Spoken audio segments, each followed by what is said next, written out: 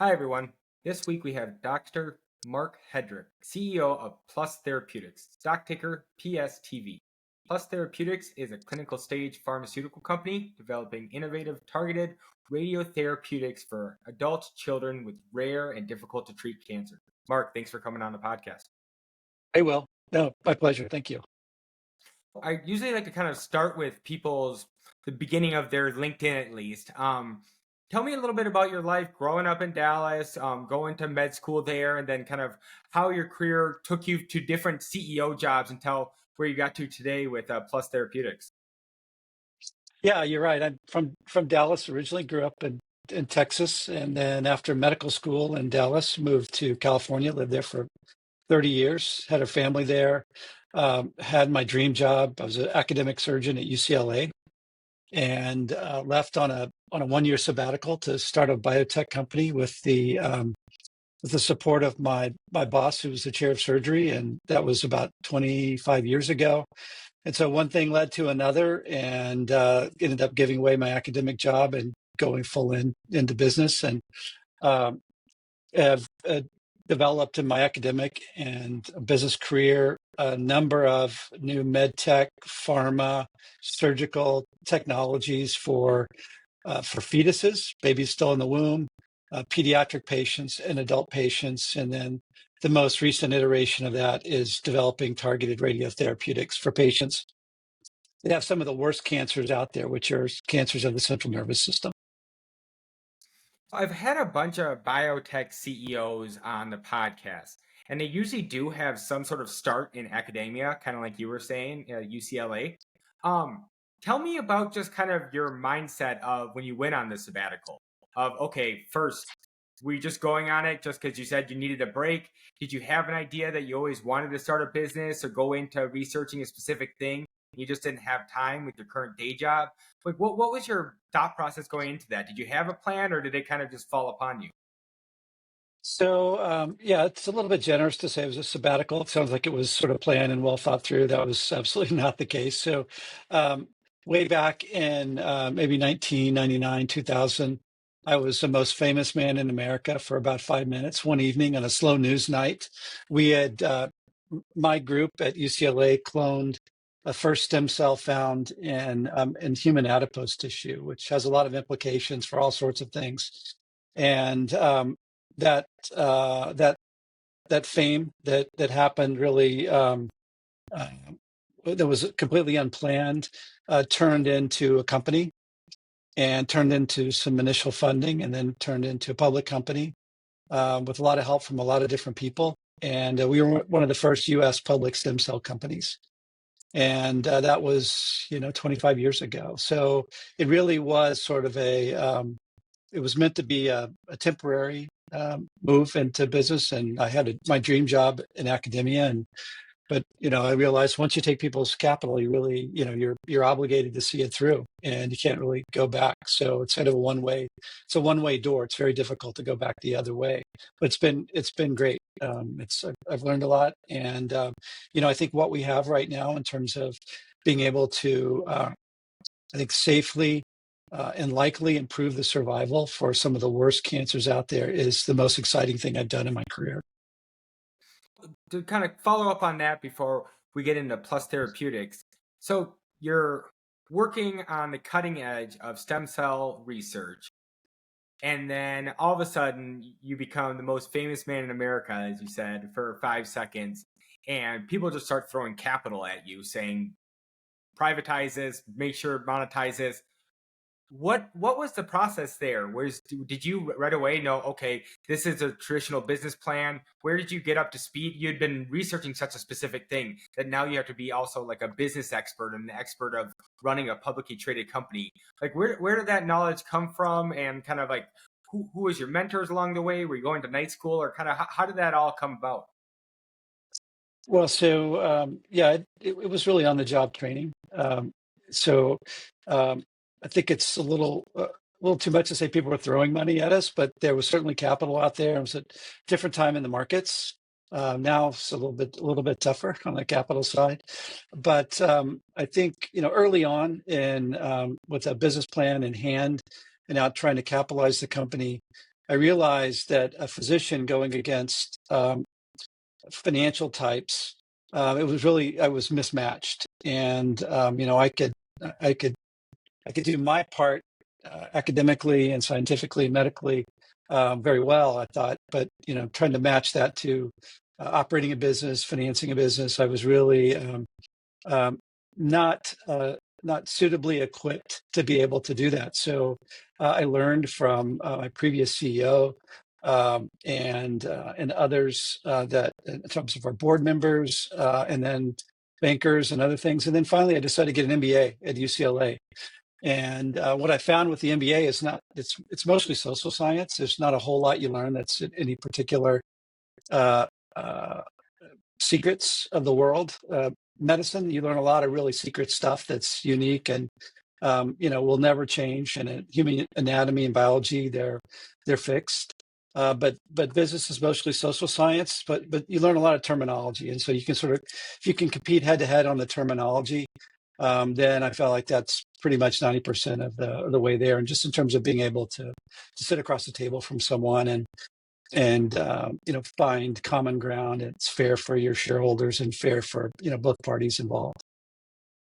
Awesome. So you work at UCLA, then work at a few different biotech type companies, and then tell me about you first hearing about the Plus Therapeutics job, the idea. What first attracted you to the idea, and like where did you think you could add value? Yeah, so there are a couple of things that are going on at the same time. One is our previous stem cell technology was there were folks that are interested in acquiring it, and we felt like they were better positioned to take it to the next step, and so we divested that technology, and with that capital, we had some flexibility about where we might go directionally, and we had some cancer technology, but I became very intrigued in talking to a number of people, including one of our medical collaborators today, who's a well-known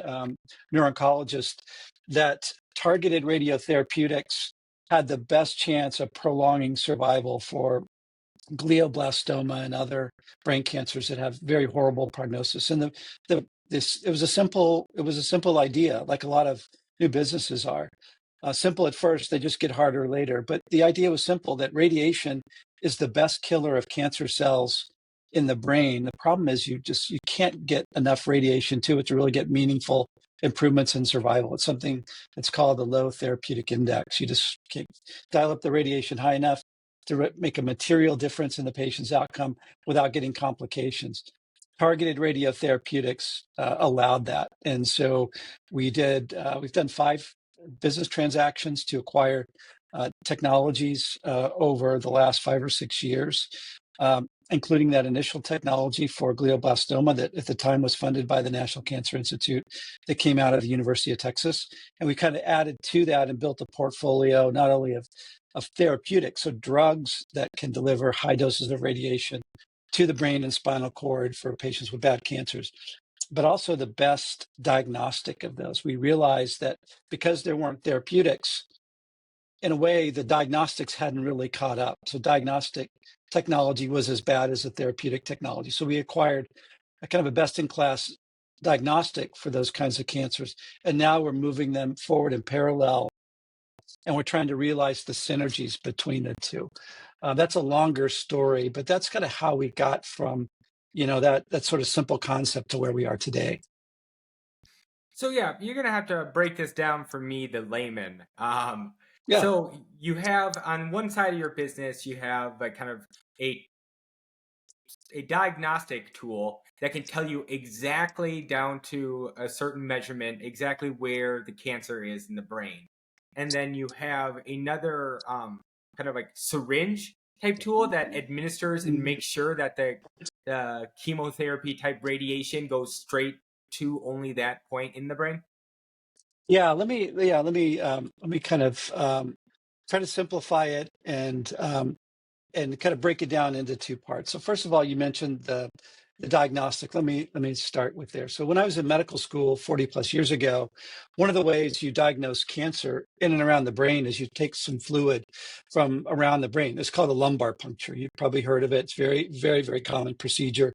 It's done in the clinic with a small needle in the lower part of the back, and you pull out clear fluid, and then you assess it. But the assessments that you do on the fluid are incredibly crude. They've been around for decades, and they don't really quantify anything or tell you what kind of cancer it is, or tell you even more complex things about what are the genetics of the cancer and how does that drive our selection of therapeutics, for example. So the technology prior to our diagnostic was you would take cells, spin them down in a centrifuge, smear them on a glass slide, put some stain on it, and then you would say one of three things. I think there's cancer there, or I don't think there's cancer there, or maybe. That was the test. And that's still the standard of care today, quite honestly. So we have a test that could tell you how many cells there are per cc or ml of fluid. So you get down to 1 cell per mil of fluid, which is incredibly sensitive. It can tell you what kind of cancer it is, confirming the diagnosis. And almost as importantly, it can rule out the cancer. So if you're a woman with breast cancer that might have some neurologic symptoms, and you're worried that the cancer is now in your brain or around the brain, you could take some fluid and we can tell that woman, no, you don't have it, which is an incredible relief. And you don't have to send her down a treatment pathway that's unnecessary. And we can do that very quickly and very reliably. So we could tell, is there tumor there? Is there a target upon which to base your therapeutic? Because some therapies work better than others, depending on the kind of breast cancer, lung cancer, so forth, that's gone to the brain. And then we can monitor the treatment. So if the tumor cells are going down, hey, your therapy's working, right? If tumor cells aren't going down or they're going up, then by golly, what you're doing is not working and you need to try something else. So it's that level of detail you get from this diagnostic technology that we have, and it's called See Inside, like a pun on see inside, but it's actually CNSIDE. So See Inside Therapeutics, and that's a wholly owned subsidiary, and we'll be launching that test here in the next few months. So that's the diagnostic. But what it does for our therapeutic is it makes it much easier to diagnose cancer around the brain, so you can treat it early and you can treat it properly and you can follow it. So now if you kind of switch over to the therapeutic side, our therapeutic, our lead therapeutic, I'll give you a little bit of a hot off the press. The FDA has approved the name of the drug. It'll be called Rheobic. That'll be the commercial name. And so Rheobic contains a chelated encapsulated form, which means it's radiation inside of like thousands of radiation isotopes in a ball of lipid.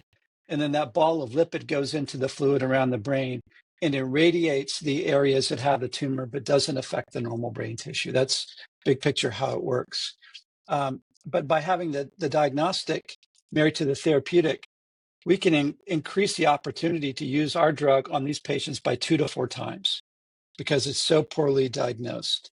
And so since kind of going back to what I mentioned in the beginning, is that cancers of the central nervous system are incredibly radiosensitive. They're sensitive to radiation. You just can't get enough. So our drug allows us to safely get maybe up to 20 times the amount of radiation that you can get with standard medical radiation that is delivered today in essentially every hospital in the US. So we're dialing up the radiation up to 20 times, but we're doing it on patients that we absolutely know what their tumor is, how much tumor bulk they have, and then we can follow it over time. So the diagnostic and the therapeutic really work synergistically to increase the opportunity to diagnose and then treat these patients. And in most cases for these diseases, nothing's approved by the FDA. So it's not like we're going in with a Me Too drug. This is not only a new type of drug, but it's for a group of patients that really don't have good therapeutic options today. couple questions about the FDA process. The first one, since it's hot off the press, and you don't have to spend too much time on this, but what what's the deal with the drug naming process? They seem like they're the least marketable names of all time. Whenever I see a commercial for a pharmaceutical or something like that, is there something purposeful about that where they have to be like non-marketable, or what's how do you go about even getting approved naming wise to the FDA before you even get approved for everything else? Yeah, it's not just a bunch of guys that watch a lot of golf commercials that sit around and think up these crazy names. It's it's an expensive process. It requires a lot of consulting and global research. So they take into account physicians' prescribing practice because they want to make sure, from a safety perspective, it doesn't. When you write it out, it doesn't look like another drug that's completely unrelated, for example. Um, and then you have to look at all sorts of languages. You can't just look at English. You have to look at Portuguese, and you have to look at how things are translated.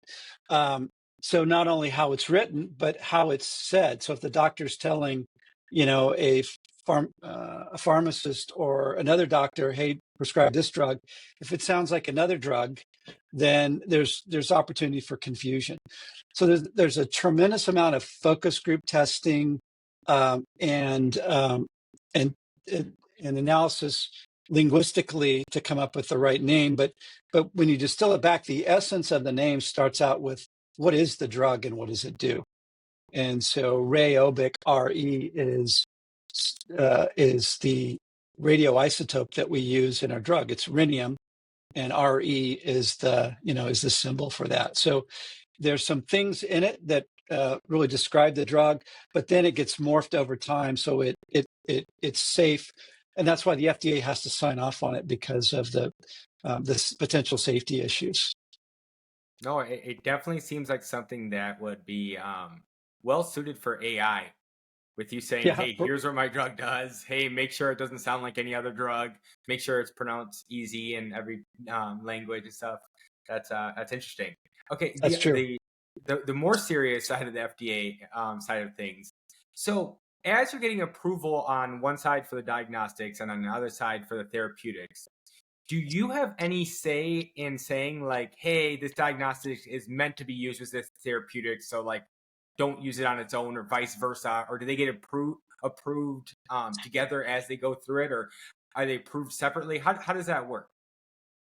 Yeah, it's a great question, and sounds like you know your way around the FDA a little bit. So, it's actually it's really germane. So, um, you can have diagnostics that they're called companion diagnostics, and so they're really fundamentally married to the therapeutic.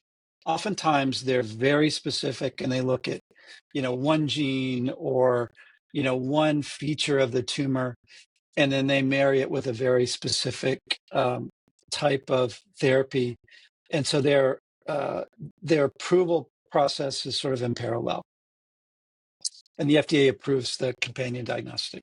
Uh, on the other hand, there are general diagnostics, and the diagnostic I mentioned, our CNSide diagnostic platform, it has elements of being specific, but its major importance is in its generality. It you can it can function as a screening test for cancer in and around the brain for patients that have very common cancers like melanoma, lung cancer, breast cancer.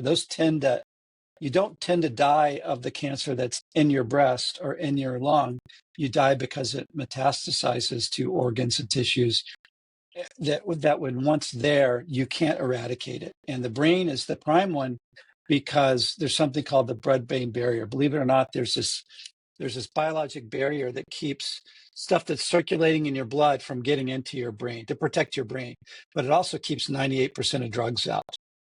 So so when cancer pops up in and around your brain, the prognosis is very bad and the treatment options are very small. So our diagnostic actually has different pathways than being a companion to a therapeutic. It actually is a screening tool. It's a therapeutic monitoring tool. It can rule out the disease as well as rule into the disease, and it can suggest therapeutic monitoring. So that pathway is different. And in fact, there are a couple different pathways. One goes through the FDA, and that's our long-term, that's our intention, but you don't need that. There's actually another pathway that goes through CMS. CMS is basically Medicare. It's under Health and Human Services. But there's a regulatory pathway that's been out there for decades called the laboratory developed test. And the bar is much lower than FDA. And that's what allow us to move much more quickly and get that into commercial sales because that bar is lower. So we're actually pursuing the laboratory developed test pathway first, which gets it into the market. And then over time, we'll then be getting FDA approval that would help us kind of build the story and the notoriety and the kind of regulatory girth behind it. And there are a lot of reasons to do that. But it's very different than that companion diagnostic that's done in marriage with the therapeutic. And I talked to some companies kind of in your position who it seems like they may, because of just the way the market is, have a path to actually like manufacturing the product itself. It doesn't seem like that makes as much sense maybe for you all. What's the plan for scaling this out once it gets approved? Is it to license it out to someone else? Is it to use, say, like the diagnostics and see if it can get approved for 50 other cancers that it can maybe help with? And like, how do you plan on, say, scaling over the next 5 years if everything goes to plan? Yeah, let me break that down again into two parts. So for the diagnostic, one of the great things about the diagnostic is it's done centrally. So we have a diagnostic laboratory in Houston that's right in between Hobby and George Bush Airport near MD Anderson. And so specimens throughout the US come to one place. All this facility does is testing on fluid around the brain for the reasons I mentioned before. So scaling is really just a matter of expanding the footprint, increasing the number of people, and then there's some sort of back end scaling and so forth. And there's some devices that go into it that make the test less expensive and faster. And so those are relatively easy to scale. So that's pretty straightforward. It's really, it's time, materials, and space that allows scalability, but it's relatively straightforward. On the drug side, completely different. Radiotherapeutic drugs, or drugs that deliver radiation, are different than most other drugs for one principal reason, and that's the shelf life is very, very short. So a radioisotope, by its very nature, decays. So you put it on the shelf, every period of time, the amount of radiation delivered gets a half-life for those types it's of a drugs? half-life. Yeah. Okay. Yeah, exactly. Yeah, no, it's exactly. So it's a half-life. It's for radiotherapeutic, but it's the same thing in shelf life. So you can't just sit it somewhere and pull it off 6 months later. You really have to make it in real time. So you have to build a supply chain that allows for the nurse, the doctor, the OR scheduler, whoever's taking care of the patient. They phone the company. We have all of the intermediates made, which are long shelf life. And then we irradiate the starting material. That's done overnight. And then the drug is made the next night. And then it's shipped out. And then it can sit on the shelf at the hospital for maybe 4 days. It's got to be used within that sort of very compressed time frame. But it's really made to order. But that supply chain, you have to scale the radiation services to make the radioisotope.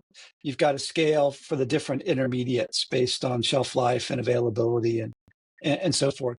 And then you need manufacturing scalability throughout the supply chain to be able to make it in real time. And you need backup. These patients can't wait oftentimes. Can't just say, "I'll come back in 6 months." You got to treat them that week or the next week or very soon thereafter. So you need a supply chain that can react very quickly and is redundant. So if part of the supply chain fails, which you have weather, we might need to treat a patient when there's an active tornado or some other weather system that affects flights in and out, because it's overnighted generally with flights. So you have to build in some level of redundancy there. So it gets very different, almost kind of different ends of the spectrum in a way. Yeah, for sure. And can you use like a traditional like FedEx overnight courier? Is there like a special like radioactive type courier that handles these types of drugs? You can use standard, and it really depends on the radioisotope. There's some that are they put out lots of radiation, and they send out the radiation very long lengths, and so they need very lead, for example, or something that will absorb that radiation. Ours happens to be very easy to ship. The length of the radiation on average is only about 2 millimeters. So if it's in a syringe, arguably it won't even penetrate the wall of the syringe because the path length is so low. But the path length is really critical in being able to target it to the tumor and then not get normal brain, for example, or normal tissue that you don't want to hit. You just want to hit the tumor. So the path length becomes very important, not only in targeting, but also in shipping. Super interesting. Well, Marc, as we wrap up here, kind of ending question for a lot of people is just what gets you up in the morning? What gets you excited about the company? Besides just the helping people, do you have any other things on the sidelines that you're looking to go after or anything? And then kind of to add on to that, what's one thing you would tell yourself working back at UCLA, like medical wise, of being like, hey man, you really should look into isotope so and so, or what would you tell yourself that like, hey, this could have really sped up things a lot quicker? So to the first question. So the other day, I had a little free time, and I was thinking, okay, look, I have high confidence that our diagnostic and our therapeutics are going to be game changers. How do I convey that in a very simple idea in terms of what's the value? And so I got out a little notepad and made a few assumptions, and that I thought were reasonable to conservative. And if our based on my calculation, if our diagnostic is approved and our therapeutic is approved, and both are on the market, we can realistically add 150 million days per year of life to this very small group of patients Wow. every year. So, small increments approval because of better diagnostics, and even better increments of approval because of the therapeutic, based on the data and the way it looks right now. And so that now I sort of have this number, 150 million. I mean, that's reasonable. And you think about, okay, who is that in that 150 million? Maybe there are people that are going to live an extra year. Maybe there are people who live 6 months, but they have better lives. So that's a really tangible thing to think about. And I get up every morning thinking about that. Awesome. And then, to your latter question, I think the key thing that you learn very quickly once you go from taking care of patients to try to develop drugs is just the enormity of the cost and the effort. Doctors take care of patients mostly on a one-on-one basis, or you have a small group of doctors taking care of a patient. But when you make drugs and have to get through the regulatory process, when they say that the average drug takes about $1 billion from animals to FDA approval, just the scope and the scale of that, I think I probably didn't fully appreciate back then. And you have to capitalize that through good markets and bad. And so, I don't know that would have changed anything, but a recognition of just how difficult it is to get something, through approval is sobering, and it's expensive, and it requires tremendous amount of breadth in terms of expertise, not just medical expertise, but sales, marketing, reimbursement, market access, quality, regulatory, accounting, finance. It's the magnitude of the development programs are enormous here. It sounds like it takes a village for sure. Yeah, it does. So Marc, if people want to hear a little bit more about what Plus Therapeutics is up to, where should I send my listeners? You can find Plus on Twitter X and on Facebook, and you can also find our website. It's plustherapeutics.com, and that's our therapeutic. And then the subsidiary is CNside. It's CNSIDE-DX.com. And you can follow both of those independently through those different channels. And they each have their own social media components. Awesome. Thank you so much for being on the show. And for those of you still listening, please remember to subscribe and review. Thanks. Thanks, Will.